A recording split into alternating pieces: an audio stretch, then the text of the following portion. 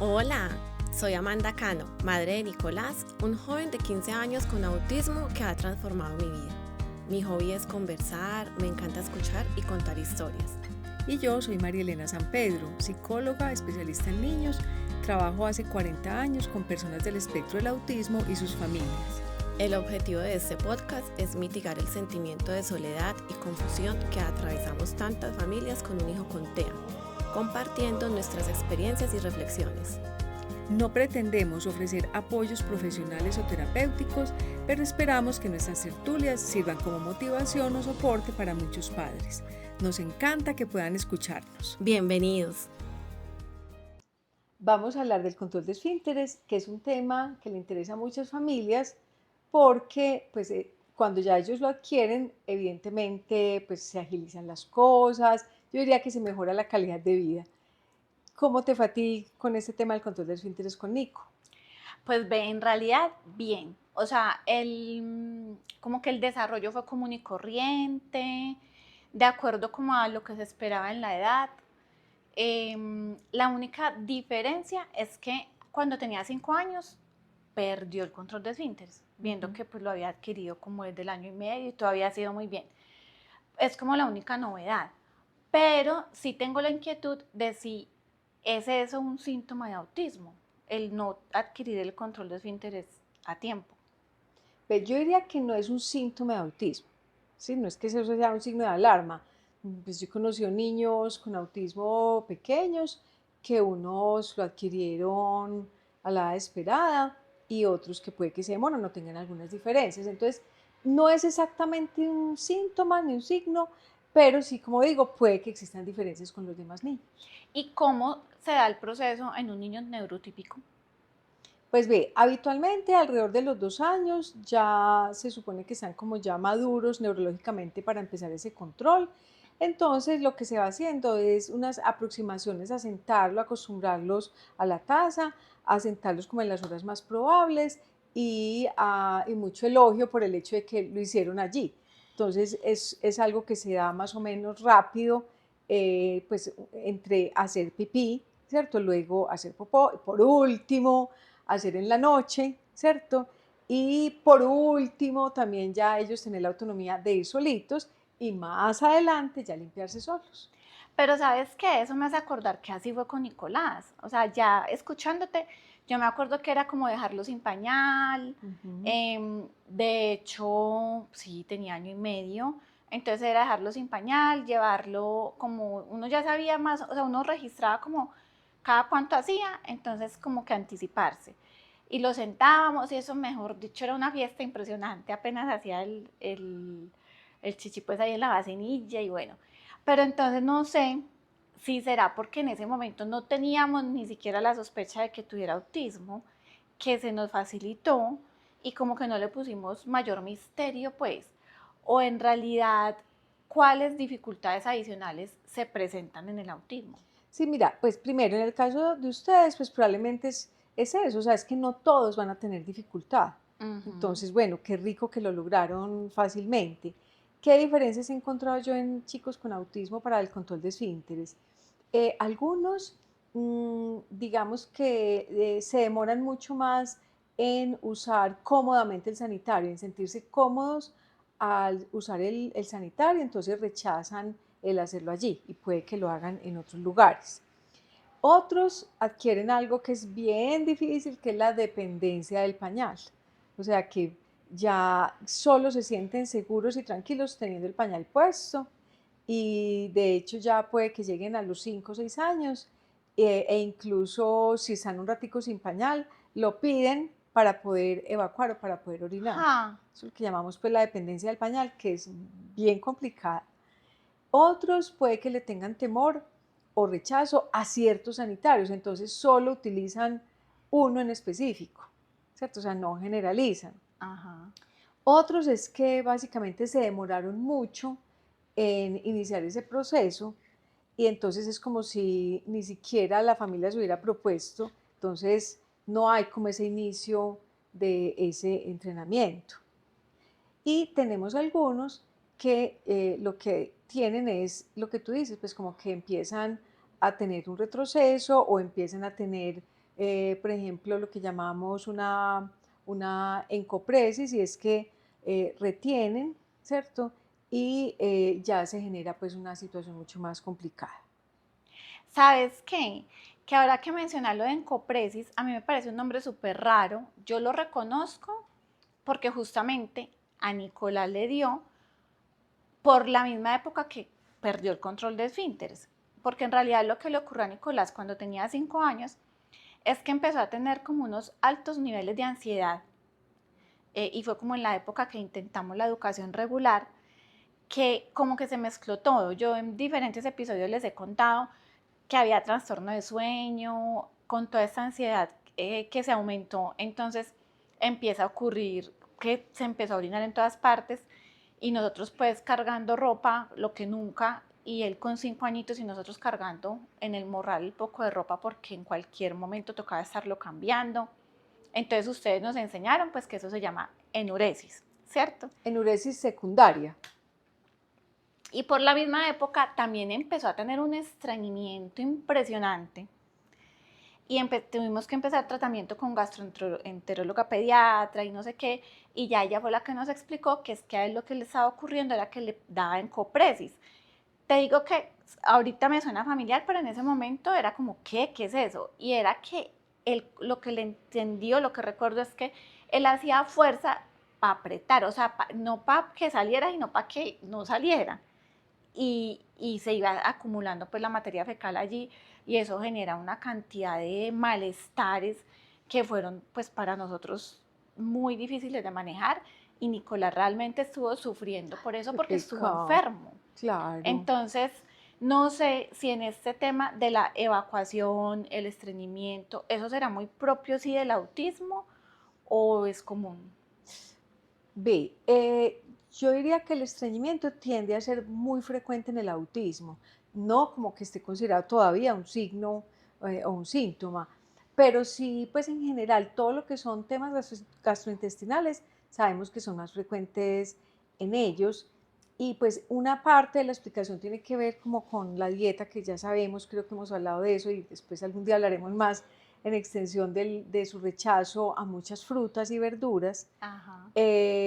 Entonces tienen más como propensión a esto del estreñimiento, y es probable que haya otras explicaciones neurobiológicas que también influyen. Entonces sí, o sea, es relativamente frecuente que en ellos haya estreñimiento y que se genere ese círculo vicioso, ¿cierto? De que como entonces duele, entonces tienen temor a evacuar. Muchas veces se une a estas otras cosas que yo mencionaba, temor al baño, temor al lugar, temor a caerse en el sanitario. Entonces, todo eso se une y lo que empiezan es a retener todavía más. Entonces, es un círculo vicioso complejo que, como en el caso de ustedes, va a meritar un apoyo profesional. Pero es que hay cosas que dan miedo. Yo me acuerdo que yo pequeña le tenía un miedo a vaciar y ese sonido, o sea, yo vaciaba y salía corriendo. Porque me daba susto ese sonido. Imagínate, y eso en tu caso, pero eso les pasa a muchos de ellos, ¿cierto? Ay, Porque no. también entonces cuando decíamos le tienen temor a ciertos baños, y es que también el tema sensorial influye de muchas maneras en esto del control de esfínteres. A veces por asuntos del exterior, por ejemplo eso, el ruido al soltar, que para nosotros es muy normal y muy deseable, porque obviamente al soltar sabemos pues que todo ya quedó limpio, pero para ellos ese sonido puede ser así como estar uno, yo me imagino, como debajo de una catarata, ¿cierto? Como que es esa sensación tan abrumadora para ellos.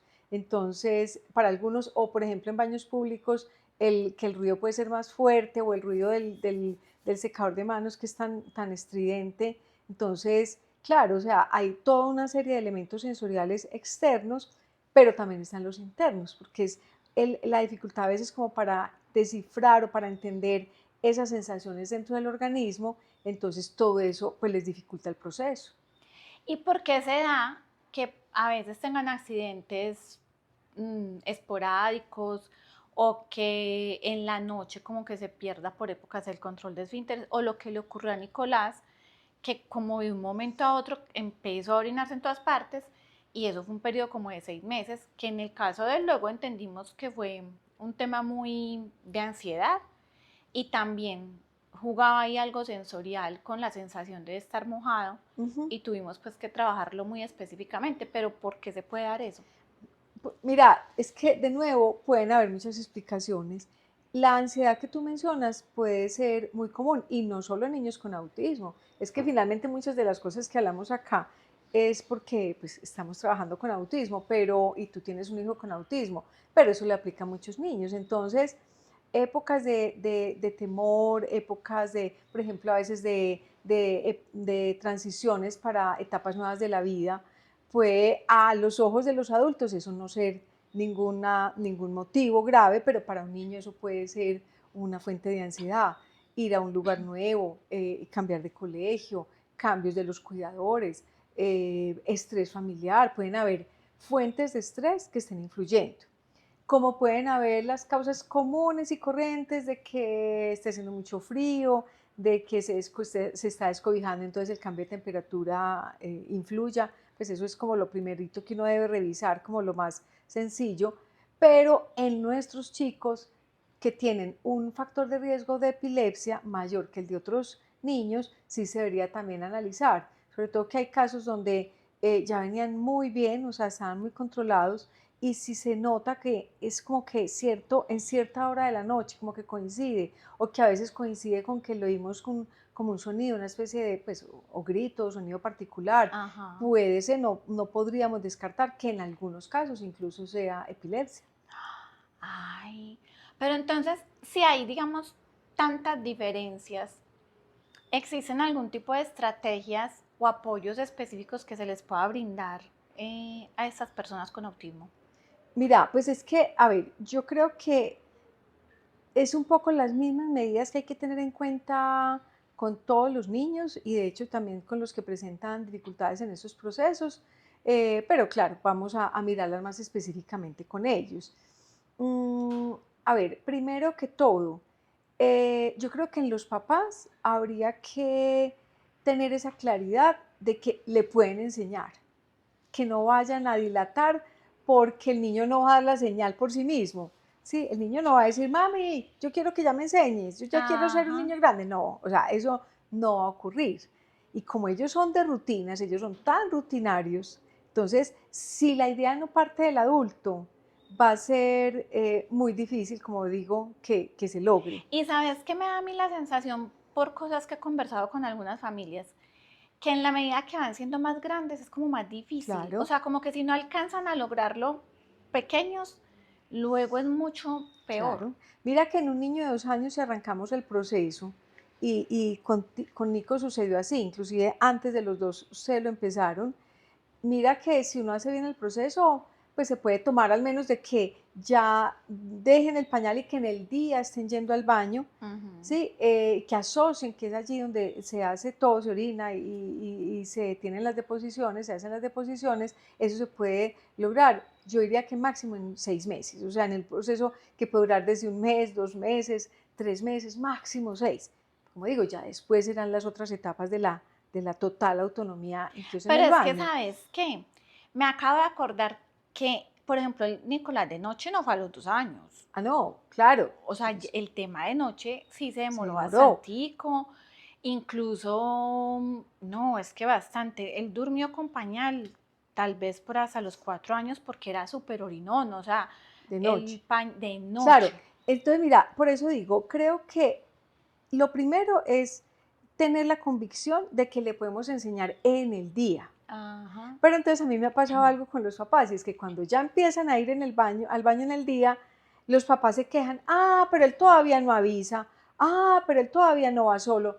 Venga, esperemos. O sea, lo primero es tener esa asociación de que ese lugar es para esa función fisiológica, es esa asociación, y que entonces el niño ya como que voluntariamente empiece a retener hasta que lo llevamos. Entonces la primera etapa es esa que llamamos regulado por el adulto, igual, solo que con ellos puede que nos demoremos otro poquito.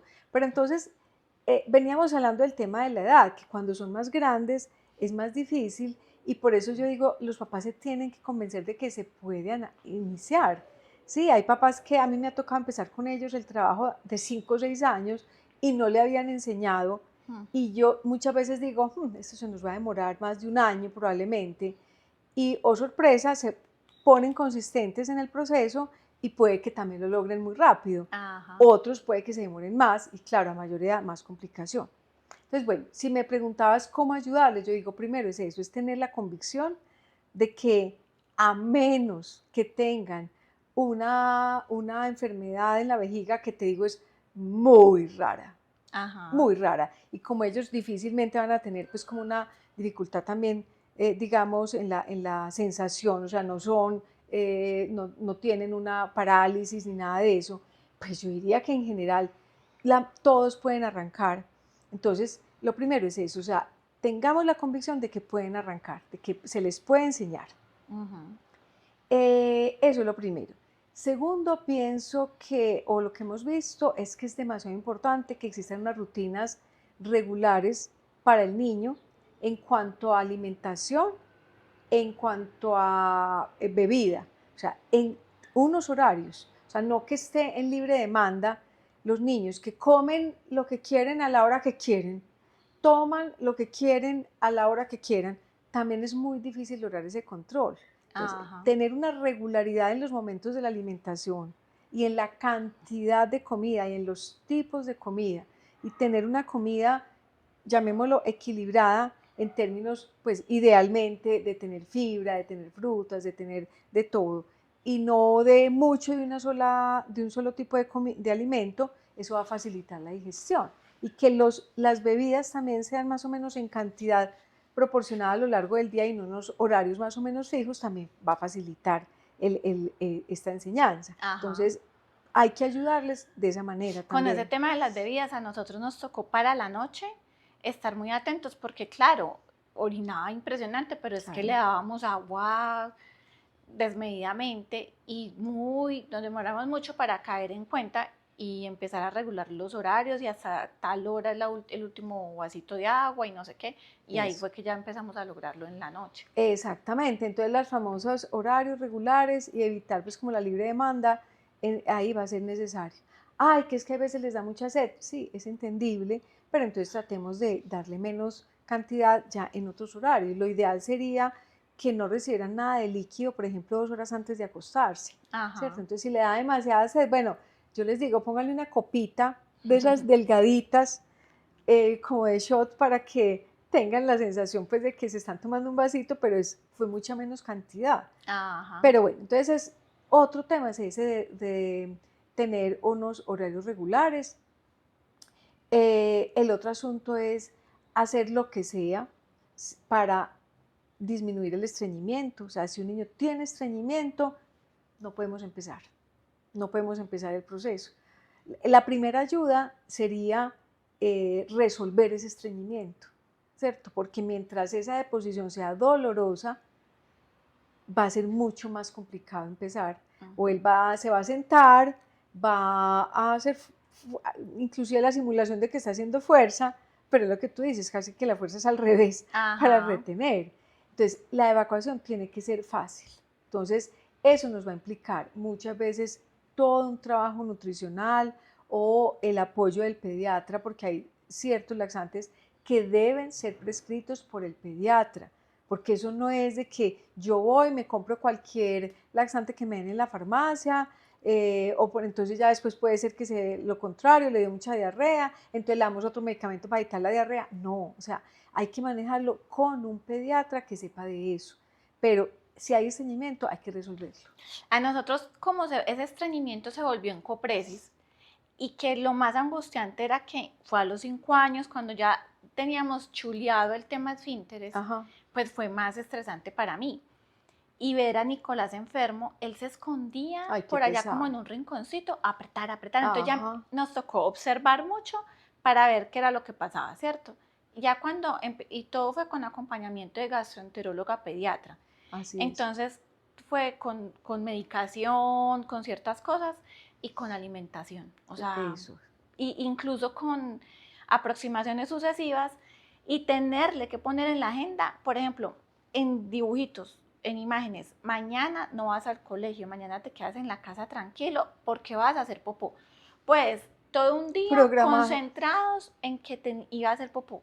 Y todo en función de que evacuara porque de verdad eso se va volviendo tenaz, o sea, ay no, o sea, como que retomar la normalidad en la digestión. Es más, que no se me olvide aproximaciones sucesivas, no me dejes olvidar que lo acabas de mencionar, pero entonces retomo lo que dices, por eso decimos que tiene que ser con un especialista, porque inclusive a veces es tal, llamémoslo así, el taco que tienen interno, que necesitan es primero todo un tratamiento para vaciarles todo el intestino, ¿cierto? Entonces, pero eso no lo podemos hacer nosotros, ¿sí? Simplemente a ojímetro, sino por eso digo, insisto en que la primera etapa tiene que ser esa, ¿cierto? Ajá. Y ya luego entonces vienen también esas aproximaciones sucesivas. Si tú decías, se tienden a hacer en el rincón, claro. Entonces al principio ellos puede que hagan en cualquier lugar o se acostumbraron por ellos y sus rutinas a utilizar cierto espacio de la casa. Entonces la idea es irlos llevando y hacerle como la aproximación de que eso se hace en el baño. Entonces hay dos cosas, o bien en el momento en que lo vemos lo llevamos al baño, o si ya lo hizo, porque muchos sí lo hacen en otra parte, entonces es todo lo que implique el aseo, el limpiarlo, el cambiarlo, todo eso que sea dentro del baño, ¿cierto? Ajá. Aproximaciones sucesivas también a sentarse en la taza. Algunos de verdad les da miedo sentarse. Entonces, los famosos ajustes del entorno, que sea un espacio cómodo, que él se sienta seguro, que tenga donde apoyar sus piecitos, porque pues nosotros no dimensionamos eso, pero imagínense pues uno sentado, pues imagínate digamos en un tanque bien grande, Ajá. y uno ahí como con la sensación de que uno se va a caer en el tanque, sería brutal. Ajá, Sí, claro, es que uno no cae en cuenta y un sanitario es muy grandote para esa colita, pues. claro. Entonces, por eso ahorita ya hay tantas facilidades que los aros reductores, unos que tienen escalerita, si no, entonces le ponemos algo en los piecitos para que no les queden colgando, de pronto algo también donde ellos se puedan sostener. Bueno, entonces es eso. Y los vamos llevando poco a poco. Entonces, ¿qué es ese poco a poco? Al principio, inclusive acostumbrarlos a sentarse allí. Así todavía no hagan nada, porque entonces los adultos somos muy acelerados y queremos que de una vez ya hagan. No, puede ser que la acostumbremos y como tú dices, con el famoso horario, a tal hora es hora de sentarse. Ajá. Entonces puede ser que lo empecemos a sentar poco a poco, todavía sin la expectativa de que orine o evacúe. Ya cada familia decide si el niñito paradito o sentadito para orinar. Hay familias que dicen todo sentado que es más fácil, eso ya pues cada uno lo resuelve, pero entonces es acostumbrarlo a irlo llevando poco a poco. Ajá. A veces incluso le tenemos que asociar el estar sentado allí el suficiente rato, porque algunos se sientan un instante y ya mismo se paran. Y obvio, ese es un lugar donde necesitamos estar tranquilos un buen rato, y más ellos, y si se están demorando, pues mucho más. Entonces, a veces nos toca asociar el estar sentado con algo de su agrado, ¿sí? Con algún juego, algún libro, ahí sí a veces hasta la tablet, pero que sea solo para eso y solo en ese momento para efectos de relajación. Exactamente, de que esté fresco, de que ese es un lugar chévere para estar sentado un rato. Ajá. Entonces vamos aproximándolo y si tenemos claros los horarios a los que él hace, pues entonces ya luego vamos a tratar de atinarle y de hacer coincidencia el momento en que lo sentamos con el momento más probable para que orine o evacúe. Por lo general, eso pues son como las ayudas más importantes que les damos. Esas serían pues como las básicas o habrá más. Bueno, sí, también están, en algunos casos lo complementamos con los apoyos visuales, ¿cierto? Con los apoyos de, bueno, aquí uno se sienta, uno aquí primero se sienta, luego evacúa, luego lo limpian, luego soltamos el baño, luego nos lavamos las manos, entonces a veces podemos hacer uso de eso, podemos inclusive a veces visualizar el que va a estar allí sentado un rato, eso, con un libro, con la tablet, eso también a veces puede ayudar. Algunas familias han utilizado, yo la verdad, sinceramente no lo he visto tan efectivo, pero no sobra. Pues los que a veces hay videitos de un animalito, de unos dibujos animados de un niñito pues utilizando el baño, pues como que explican, pues eventualmente, pero yo he visto que más sobre todo lo que tú dices de volver una rutina, eso sería como lo que más ayudaría. O sea que ahí lo que me queda es como que sí se puede, o sea, como no cerrarse uno en que, ay, no, es que como tiene autismo, no puede o no lo vamos a lograr, no, sí se puede. y casi que sentarse, armar un plan específico según las circunstancias y el estado, pues, y las condiciones del niño, y armar un plan para empezar. Mira, ponerse la meta, porque yo no te puedo decir que sea el mismo camino, la misma estrategia con todos. Yo creo que es una mezcla de todo esto. De pronto hay otro concepto que es el de privacidad, que es importante, porque a veces estamos ahí encima, ¿cierto? Aurine, tienes que hacer ya, sí. Ya es hora de hacer el popis, y encima, y muchos de ellos inclusive se ocultan al momento de hacerlo espontáneamente, ¿cierto? Y se van para el rincón y se esconden. Es como muy instintivo el estar como en un momento privado. Entonces también yo a veces les digo, venga, entonces dejémoslo allí sentadito, ¿sí? Y no lo estamos acompañando todo el rato, sino que podemos sentarlo y quedarnos allí de espaldas o cerrar la puerta y decirle que aquí vamos a estar. Pero lo que tú dices es lo fundamental es resolvámonos, empecemos un proceso. Si tienen un profesional cercano, los podemos orientar, y si no, es cada familia resolverse. Hace poco empecé un proceso con una familia, el niño ya de 6 años, y yo dije, no. Y apenas para empezar. Y había sido un niño con muy poca autonomía en muchas otras cosas. Entonces fue muy gracioso porque entonces él era todo el tiempo de pañal. Y él pareciera que le hacía falta el pañal. Sí, como cuando uno todo el tiempo usa reloj y se lo quita y se siente como que le falta. Sí. Igual entonces él, la misma mamá me dio el ejemplo, o uno sin ropa interior, uno se sentiría como incómodo. Claro. Entonces él ya parecía que se sentía incómodo sin el pañal. Entonces pensábamos que eso iba a ser demoradísimo, ¿sí? Y la primera etapa era tratar de dejarlo unos raticos en el día sin pañal para irlo acostumbrando a esa sensación. Y fue muy gracioso porque entonces en ese aprender pasaron 2 cosas. Uno, que él se quería volver a poner el pañal y estaba pues desnudito. Ajá. Entonces ella le dijo, no, todavía no, hay que esperar más rato, dentro de un rato te pongo el pañal. Cuando llega el niño vestido y ellos, los papás, mira, se vistió solo, nosotros no sabíamos que él se sabía vestir. ¿Qué? Y fue que entonces también fue de una vez como eso, o sea, los papás le hacían todo.